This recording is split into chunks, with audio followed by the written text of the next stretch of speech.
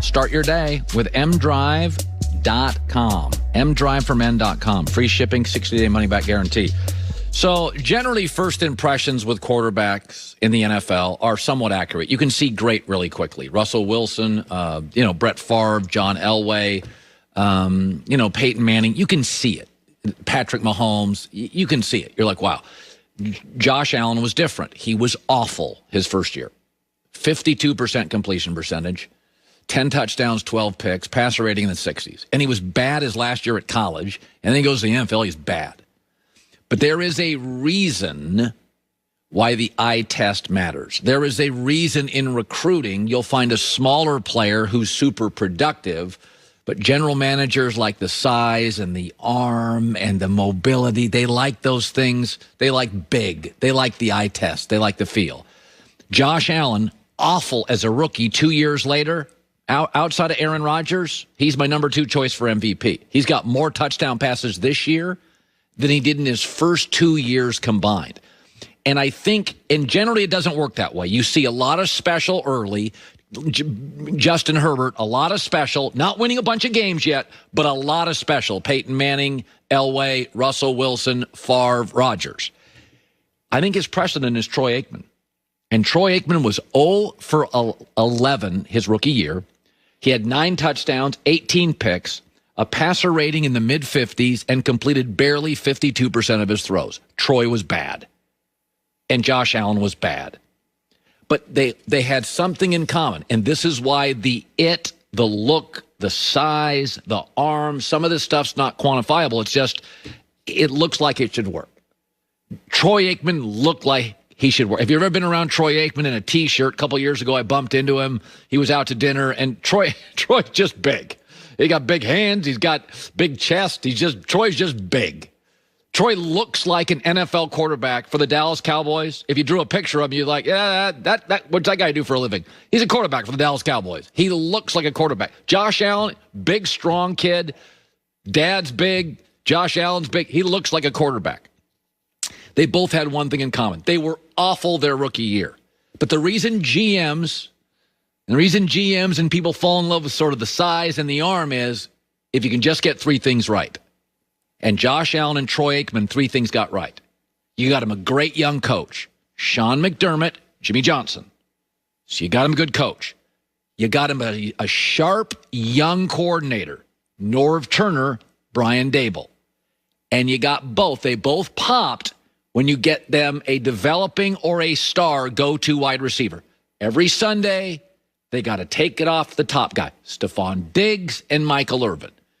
And you get the coach right, you get the day-to-day coordinator right, and then you get him a guy that Troy and Josh are driving to the arena, and they know, my guy is better than anybody they got covering my guy. And I'm going to throw it to him about 9 times, I'm going to hit him about 7, and he's going to break 1 or 2. And when I look at Josh, I see a lot of Aikman where it's usually not that bad for the all-time talents as rookies. You see a lot of stuff that's very encouraging. And with both, it was really kind of a mess. You get the coach, you get the coordinator, you get the go-to wide receiver, and 2 years later, Aikman was a Pro Bowler. 3 years later, he was winning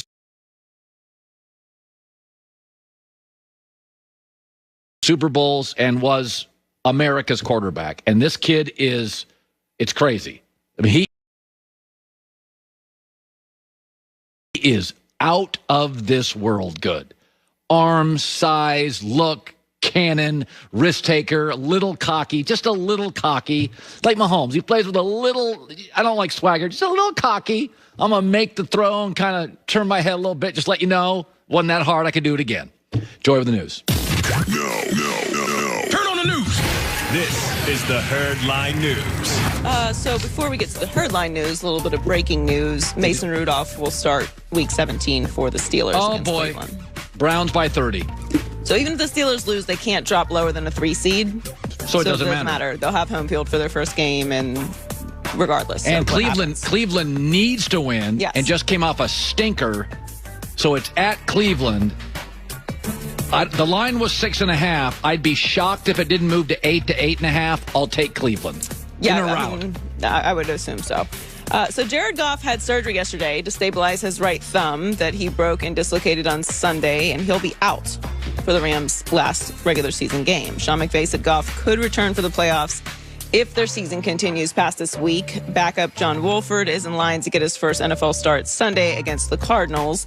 If the Rams lose to the Cardinals, they need the Bears to lose to the Packers to still make the playoffs. I think that's going to happen. I think the Rams are going to lose to the Cardinals. Yeah.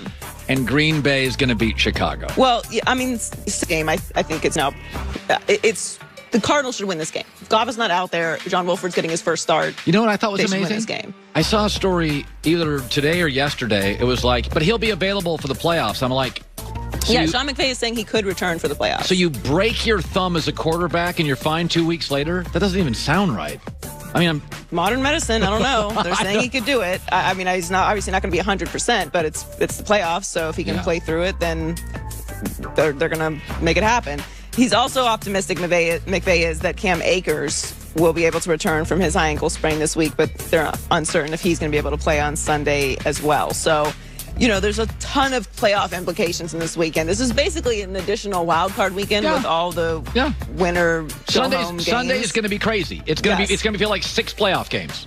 You essentially have to watch every single game. Chicago Green Bay is a playoff game for the Bears. And it's the same for the Cardinals. So the Cardinals have to win. Yeah. I'm with you, though. I think the Rams lose and the Bears lose, and they still get in. So Patrick Mahomes and Aaron Rodgers have been neck and neck in the MVP race for weeks, and Mahomes was in the lead. But according to Fox Bet, Rodgers has now moved ahead of Mahomes as the favorite to win at minus 250. Yes.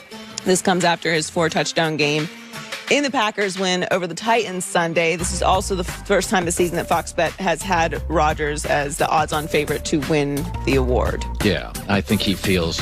I'll tell you another thing. I mean, these guys are all great. The ease in which Aaron Rodgers is playing. Like, he makes it. I think I've told this story before on the air. I remember watching Michael Jordan in the finals against the Phoenix Suns, the Charles Barkley finals. And I was sitting with a girlfriend. And I remember saying, it's just so easy for him to score 38. Like, the NBA is filled full of 6'6" guys. I mean, it's like Dominique Wilkins could jump higher and Barkley could almost handle the ball better. And you'd watch Jordan and you're like, it just shouldn't be this easy to score 38 in a playoff game. You watch Aaron Rodgers, it is like it's a 7-on-7 drill on some Sundays. He's just in a different zone. And what he has going on with Devontae Adams is just next level. And it's going to go through Lambeau, likely. I mean, they have to determine that this weekend, but I think they're going to handle their business. How great is this?